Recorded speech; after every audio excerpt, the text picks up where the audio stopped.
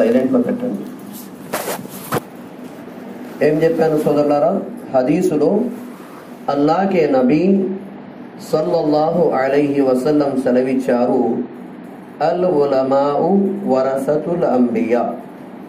దాని యొక్క తాత్పర్యం ఏమిటంటే, సారాంశం, ధార్మిక పండితులు ఎవరి వారసులు అంట భయ్? ప్రవక్తల వారసులు. ఎవరి వారసులు భయ్? ప్రవక్తలు ఎలాంటి వారు అంటే, అల్లా యొక్క దాసులను ఏ స్వార్థము లేకుండా అల్లాతో కలిపేటువంటి ఒక గొప్పతనం ఉందంటే అది ప్రవక్తలకే ఉండేది. అంత గొప్పతనం అల్లా వాళ్ళకి ఇచ్చాడు. అలాంటి ప్రవక్తల వారసులు ఎవరైనా ఉన్నారు ఇప్పుడు దునియాలో అంటే దైవ ప్రవక్త సల్లల్లాహు అలైహి వసల్లం సెలవిచ్చారు, అల్ ఉలమా, వారు ధార్మిక పండితులు. వారు ఎవరంట భయ్? ధార్మికులు. కానీ దురదృష్టం ఏమిటంటే ఈ రోజున బుఖారీ షరీఫ్లో ఒక హదీస్ ఉంటుంది. బుఖారీ షరీఫ్లో దాని సారాంశం ఏమిటంటే, దైవ ప్రవక్త హజరత్ ముహమ్మద్ సల్లల్లాహు అలైహి వసల్లం ఇలా సెలవిచ్చారు, ప్రళయకాలం ముందు ముందు అల్లా తబారకు తాలా ధార్మిక విద్యను వాపస్ తీసేసుకుంటాడు. వాపస్ తీసుకోవడం అంటే అర్థం ఏమిటి అంటే, ధార్మిక పండితులను అల్లా ఒకరి తర్వాత మరొకరిని తన వద్దకు పిలుచుకుంటాడు. ఉదాహరణకు మొన్న ఒక గురువు గారు దునియా నుంచి వెళ్ళిపోయారు. ఆయన షేఖుల్ హదీస్ మౌలానా యూనుస్ సాబ్ రహ్మతుల్లా అలై, ఈ మధ్య కాలం చేశారు. ఆయన ఎంత పెద్ద షేఖుల్ హదీస్ అంటే, ఆయన యొక్క సాంగత్యం అంటే ఆయనతో విద్యను అభ్యసించిన వాళ్ళు కొన్ని వేలల్లో ఉన్నారు. కొన్ని వేలల్లో బుఖారీ, ముస్లిం, చాలా పెద్ద పెద్ద పుస్తకాలను ఆయన చేతుల మీద చదివిన వాళ్ళు కొన్ని వేలల్లో. అలాంటి ధార్మిక పండితులు ఒకరి తర్వాత మరొకరు దునియా నుంచి వెళ్ళిపోతారు. ఇది నా మాట కాదు సోదరులారా, హదీస్ చెప్తున్నా నేను, బుఖారీ షరీఫ్ హదీస్ ఇది. అప్పుడు దైవ ప్రవక్త సల్లల్లాహు అలైహి వసల్లం ఏం చెప్పారంటే, ప్రజలు ధార్మిక సమస్యలను ఆ సమయంలో ధార్మిక పండితులను అడగడం మానివేసి ఏం చేస్తారంట? అజ్ఞానులను ఎవరితో అడుగుతారంటండి? ఎవరితోటి? అజ్ఞానులైనటువంటి వారితో అడుగుతారు. వారు స్వయముగా అపమార్గంలో ఉండి వారు ధార్మిక విషయాలు వెల్లడిస్తారు. వారు గుమ్రా అవడమే కాకుండా, వారు అపమార్గం పట్టడమే కాకుండా వీరు ప్రజలని కూడా అపమార్గం పట్టిస్తారు అన్నారు. ఈ రోజున ఆ దుస్థితి వచ్చిందా లేదా సమాజంలో? ఏదైనా ఒక ధార్మిక సమస్య వస్తే ఆలిం గారిని అడగాలి అని చెప్పండి, ఆలింలకి ఏం తెలుసండి? ఏంటంట? क्या सुने नहीं सुने? आलिमा को क्या मालूम बा? अब्बा तुम्हें आसमान से उतर कर आए फिर उन लोगों को मालूम नहीं तो तुम्हारे को मालूम पूरा. వాళ్ళకేం తెలుసండి అని ఒక చీప్ గా మాట్లాడతారు చూసారా? దీనికి కయామత్ రోజున అల్లా తాలా చాలా గట్టిగా సజా ఇస్తాడండి. అంటే దీనికి చాలా గట్టిగా శిక్ష ఉంటది. అల్లా తబారకు తాలా అలాంటి మాటల నుంచి పూర్తి ప్రవక్త వారి అనుసర సమాజాన్ని రక్షించుగాక. ఎందుకంటే హదీసులో అల్లాహ్కే నబీ సల్లల్లాహు అలైహి వసల్లం సెలవిచ్చారు, హలాల్ వేరుగా ఉన్నాయి, హరాం వేరుగా ఉన్నాయి. హలాల్ కూడా మనకి తెలుసు, వాజే అంటే బహిర్గతం చేయబడిపోయే, ఇది హలాల్. హరాం కూడా వాజే ఉన్నాయి, అంటే అది కూడా ఇది హరాం అని చెప్పి బహిర్గతం చేయబడ్డాయి.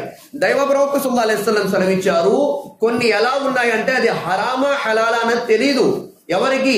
మామూలు మనుషులకు, సర్వసాధారణమైన ముస్లింలకు.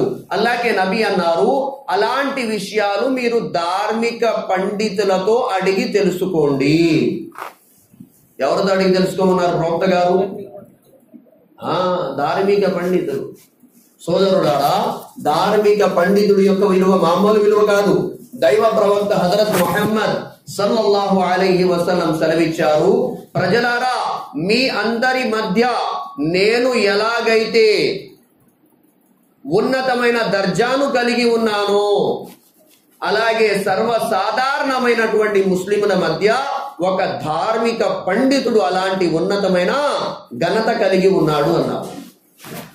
మరో మాట దైవ ప్రవక్త సల్లల్లాహు అలైహి వసల్లం ఏం చెప్పారంటే, ఎలాగైతే ఆకాశంలో నక్షత్రాల మధ్యన చంద్రుడికి ఎలాగైతే ఉన్నతమైనటువంటి ఘనత కలిగి ఉందో, అలాగే సర్వసామాన్యమైన మనుషుల మధ్య ఒక ధార్మిక పండితుడికి ఆ ఘనత కలిగి ఉంది అన్నారు.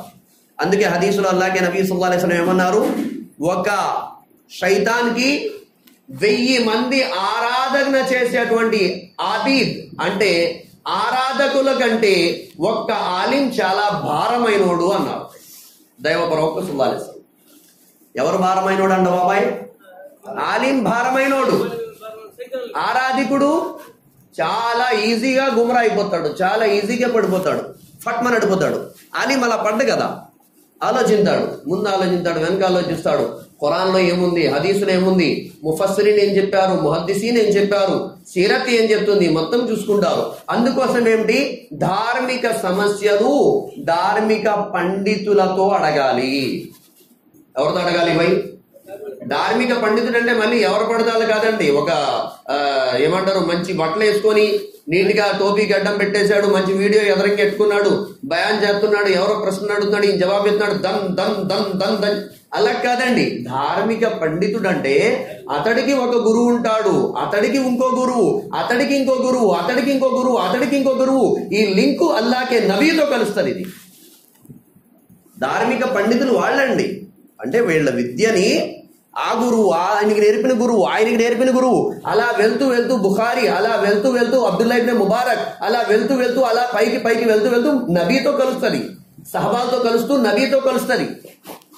అలా ఒక ధార్మిక పండితుడి దగ్గర ధార్మిక పాఠశాలలో విద్య నేర్చుకొని వారికంటూ ఇప్పుడు ధార్మిక పండితుడు ఎలా తెలుస్తుందండి? అందుకే జల్సా చేస్తారు. ఏం చేస్తారు?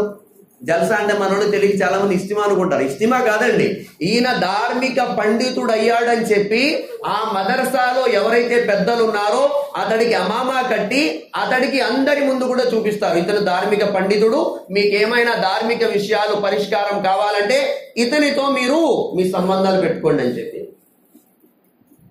వేరే భాయ్య బుజుర్గు దోస్తు, దానికోసమే ధార్మిక పండితులకు గౌరవించాలి. గౌరవిద్దామా ఇన్షాల్లా.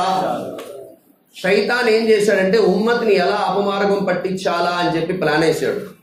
ప్లాన్ వేసి పెద్ద ప్లాన్ ఏం వేసాడంటే, వీళ్ళని ధార్మిక పండితులతో తెంపేస్తే మొత్తం ఉమ్మత్ గుమరా అయిపోద్ది, గొడవ వదిలిపోద్ది అని చెప్పేసి అసలైన ఎవరిని కుట్టాడంటే ఉలమాలకి వేసాడు అనమాట. అంటే ఉలమాలకి వేసాడు అంటే ఏంటి, మనం చెడు మార్గంలో వెళ్తున్నా, అది చెడుని మనకి తెలుస్తున్నా ఎవరిని అడగం, మనం ఉలమాలను అడగం. ఎవరిని అడుగుతాం, ఏం బా ఇది చెయ్యొచ్చు అంటామంటే చేసేచ్చా, ఈ రోజుల్లో ఇవన్నీ మామూలే అంటాడు ఆయన అన్నాడని చెప్పి మనం చేసేస్తాం. అల్లా క్షమించుగాక. ధార్మిక విషయాలు ఎవరితో అడగాలి పోయి?